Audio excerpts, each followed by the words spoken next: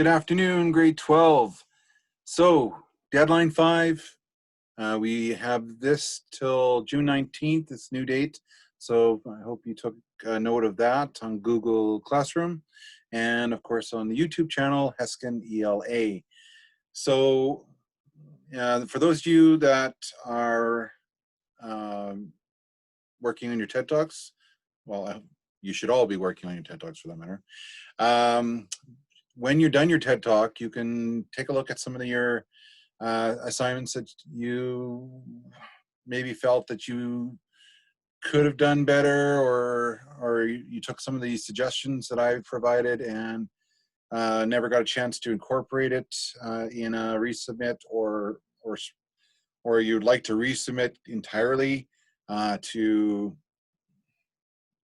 do now that you've had some experience with projects and stuff like that, that you want to try a different approach, and we can certainly do that. And that goes for even your research paper, things like that. Most you should have all the marks for that. But this is a chance to refine, continue to develop those skills for post-secondary. As you transition into post-secondary, for those you that are going into post-secondary, especially now that it's U of S and U of R have gone online for the fall. So the fact that you've been participating in supplemental learning, you are basically ahead of the game in that regard.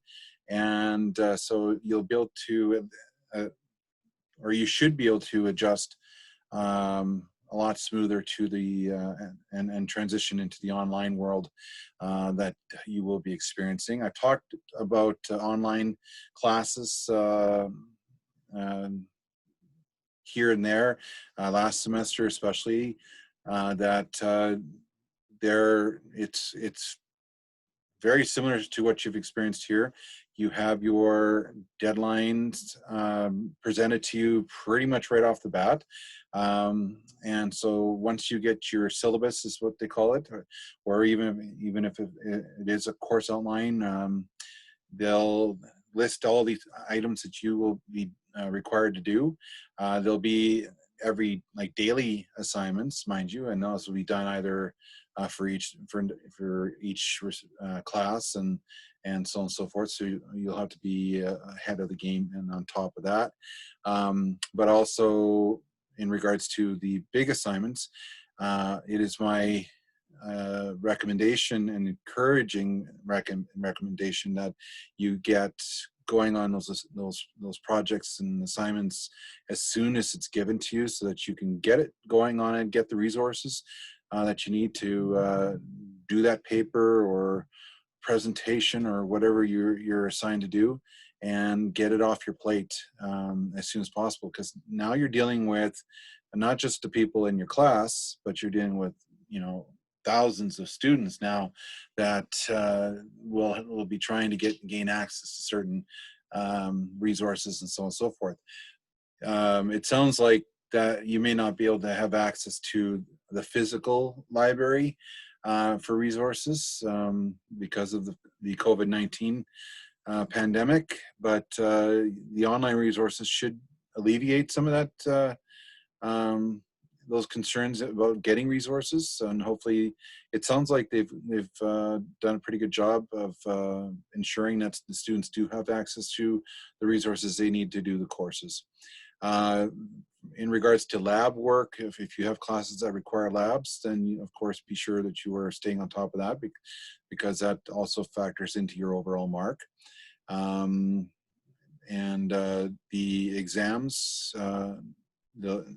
if there are exams in this online reality, then obviously a lot of them will be done in your home, and you have to be very straight to the point to validate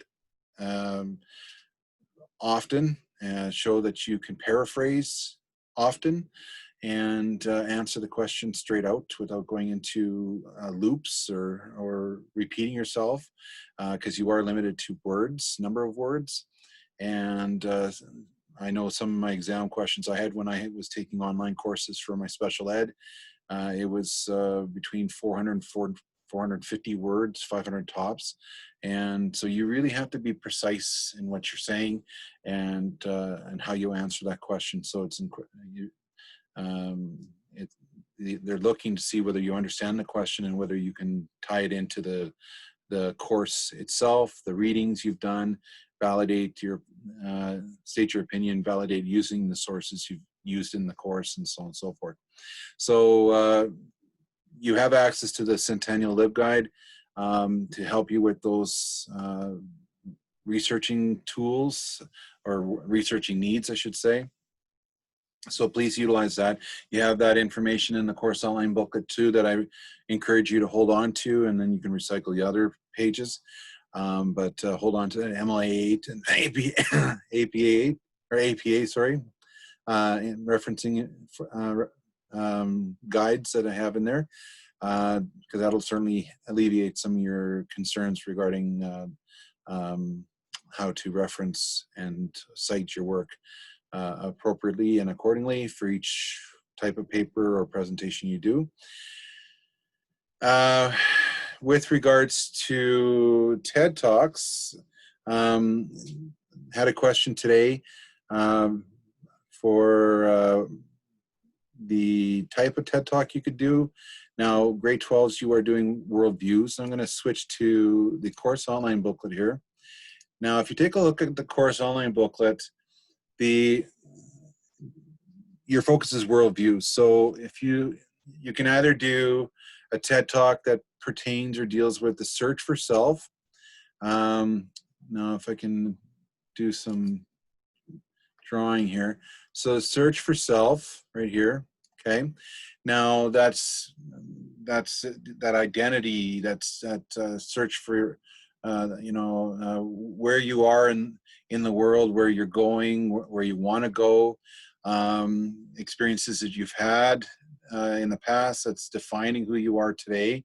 So that would be you can incorporate many approaches for your TED Talk for that. Then there's the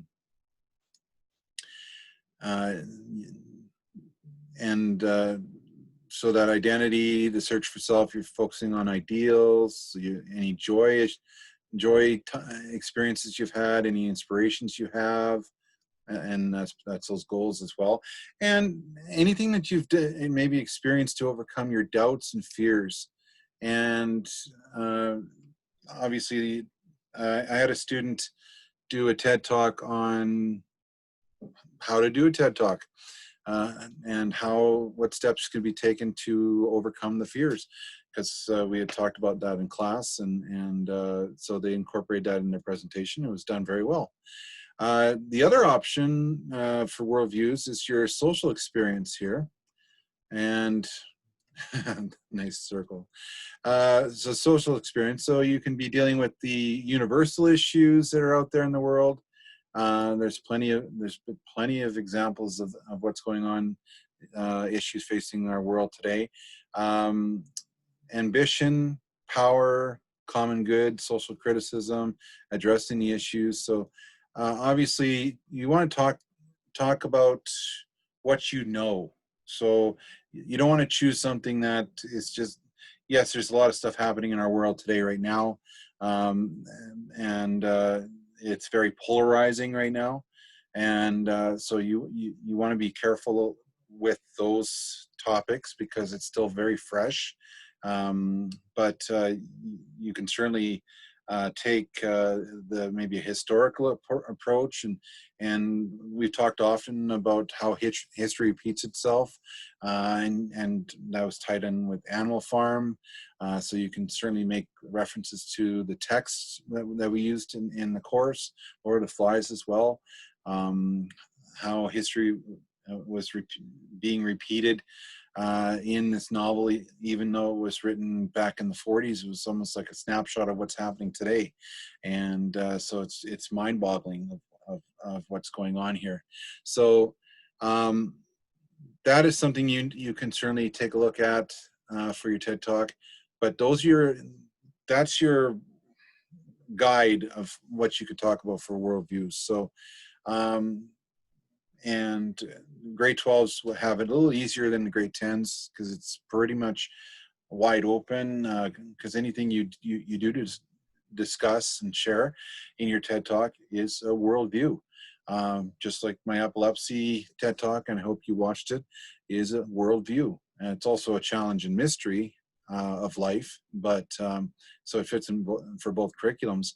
But epilepsy is a common thing in the world, so you can certainly talk about that.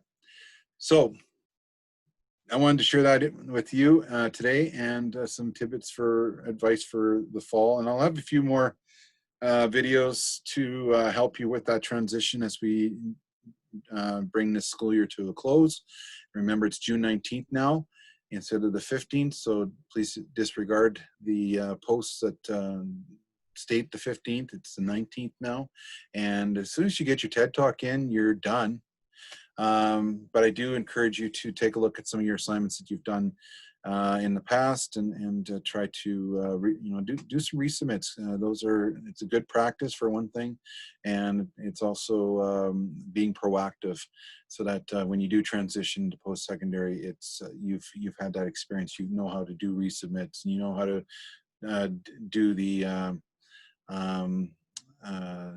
edits and check and recheck and so on and so forth. So, okay, so if you have any questions, please give me a shout. If you want to have a Zoom meeting to discuss things, please let me know, and we'll set one up and we'll have that conversation. And otherwise, and I'm looking for your feedback also on my TED Talk. So please let me know what you think. All right, take care and be safe.